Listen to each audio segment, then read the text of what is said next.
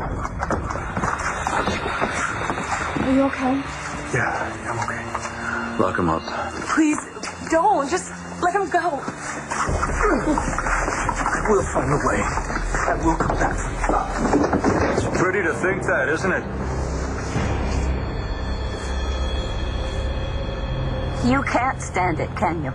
You see somebody with a productive life and a clear conscience and, oh, you're just overtaken with envy. It drives you mad. Overtaken? I'll tell you what's overtaken me, and that's the conviction that you are responsible for Charlie's downfall. No, that would belong to you. No. Now, you were afraid that Charlie was going to tell the truth about Jared before you had a chance to at the shareholders meeting, which would have enabled you to take over the company. See, and if Clint and Bo had learned the truth that night, before the meeting, they would have been able to do damage control, and believe me, you would not have been able to destroy as many lives as you did in one fell swoop. Oh, my, what utter nonsense. No, Viki, you are responsible for Charlie falling off the wagon because you didn't give him any sympathy, you were judgmental, you were totally emotionally withholding, but may I add, that's your usual M.O. No. Charlie says he remembers you were the last person he talked to before he started drinking. I admit it. I did see him at the hospital. Yeah, and you argued, right? You argued. And you believe the word of a pathological liar? Over yours and a heartbeat. Oh, come on! Look, I hate to tell you this, but Charlie made up that little story. Yes, in order to shift the blame. That is what alcoholics do. Because nothing happened at the hospital. Not a thing. I think I know myself pretty well. And I just can't believe that I would take a drink without even knowing about it. If you didn't take that first drink, Charlie, what happened? Well, I think I have an idea of who might have wanted me out of commission for a while. And somebody who really did not want me to tell the truth about my son. You think someone forced you to drink? You know, all I know is that the last thing that I remember clearly is being with this person. And she and I argued. And then after that, everything's just a blank. Except for some, weird, hazy images. And so I'm thinking that maybe I was knocked out or something. Now, Charlie said that you were furious because he told you he was going to tell Rex the truth, that he wasn't his father. And you believe the word of a lush who's desperately trying to get back in your, shall we say, good graces? Let me tell you something, Dorian. Charlie is a good and he's a decent man who's had a lot of very bad breaks in his life. And believe me, if he said that you got him to drink, then that's what happened. I just wish I knew how you did it. Now, Matt. The whole idea is ridiculous. How can you possibly force someone to drink? I don't know. You could do it. Right. So, being a foot shorter and 75 pounds lighter, I, with sheer brute strength, managed to force his mouth open and pour massive amounts of booze down his throat. I wouldn't put anything past you. Are you so desperate to forgive his drinking that you will believe any lie that he throws at you? In this particular case, he's telling the truth. Okay, wait a second here. We are talking about a man who said that he slept with Roxy so that he could claim to be Rex's father and not Jared's. Come on! Who but a pathetically sick liar would make a claim like that? Hey! Someone there? God damn. Oh! Are you okay?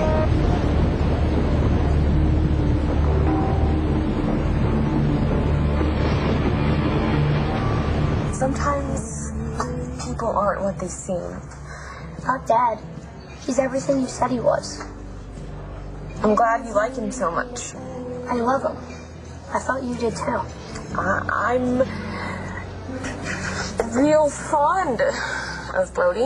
And why did you make him go away just because he had a few beers? I wasn't gonna make him go. You should have seen all the other dads. They were drinking like it was New Year's Eve or something. Brody isn't like other dads. You're right. He's better.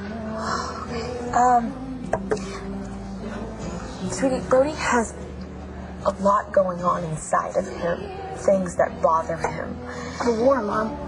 Because he fought in war. Aren't you always telling me to look up to people who do that? Just... He's gone all that time doing something good.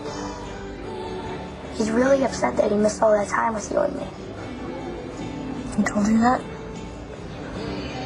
Well, I can see how happy you are to have him around. I am. Please, Mom, don't take him away from me. Thank you for sharing, Charlie. We appreciate your honesty and wish you the best. Thank you all. Thank you for your support. Of course. So, would anyone else like to share? The gentleman at the door. Would you like to come in? This is AA, right? It is. Is this where you want to be? I'm not an alcoholic, if that's what you mean. Then why are you here? Dorian, I am really convinced that Charlie was not responsible for his drinking that night. You were. Oh, here we go again. Because, you see, you absolutely refused to give me a straight answer. Okay. I did not cause Charlie to go off the wagon. All right. Is that a straight enough answer for you? No. See, you wouldn't be quite so rattled if you weren't hiding something. So I suggest you tell me what it is, or I'll just stop the car and I'll leave you on the side of the road again, okay? Fine. You want the truth? Mm-hmm. You really want to know what happened that night? Okay. Charlie fell off the wagon and into my bed. We slept together. Happy now? Okay, that's a lie. Do not ask for the truth if you can't handle it. Look, if this tryst happened, it was obviously none too memorable because Charlie has no recollection of it whatsoever. Well, that's what he tells you. Would you really like to hear how it happened? Oh, I bet you're going to tell me. Yes. Charlie and I were in the emergency room. It was right after Adriana's accident. Charlie was very upset because of your awful rejection of him. I was a bit upset myself because Adriana and I had an awful scene. Anyway, Charlie rushed out. Oh, I got worried that he was going to hurt himself, so I followed him. And sadly, when I found him, he was drinking. Where was he? In the park. Yes. With a bottle that he had bought for himself. Poor guy.